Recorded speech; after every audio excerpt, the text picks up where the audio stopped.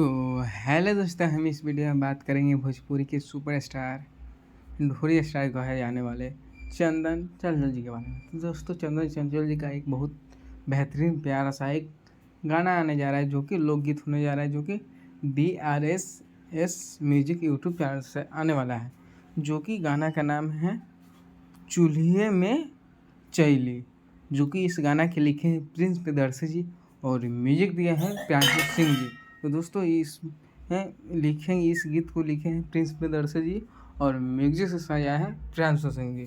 तो दोस्तों, यह गाना बहुत ही बेहतरीन होने जा रहा है, जो कि यह गाना 17 सितंबर यानी कि विश्वकर्मा पूजा के शुभ अवसर पर यह गाना सुबह 6:45 पर DRS म्यूजिक यूट्यूब चैनल पर यह गाना रिलीज किया जाएगा, जो कि यह गाना बहुत ही बेहतरीन लग रहा है, जो कि गाना का नाम है चुलुए में चैली। और इस कंपनी का डिस्ट्रीब्यूटर संभालते हैं कमलेश कुमार जी और इसका प्रोड्यूसर है इस कंपनी का धनंजय सिंह जी। तो दोस्तों, यह गाना बहुत ही सुंदर है, तो आप लोग ज़रूर सुनिएगा और अपना प्यारा सा कमेंट हमें कमेंट बॉक्स में ज़रूर बताइएगा।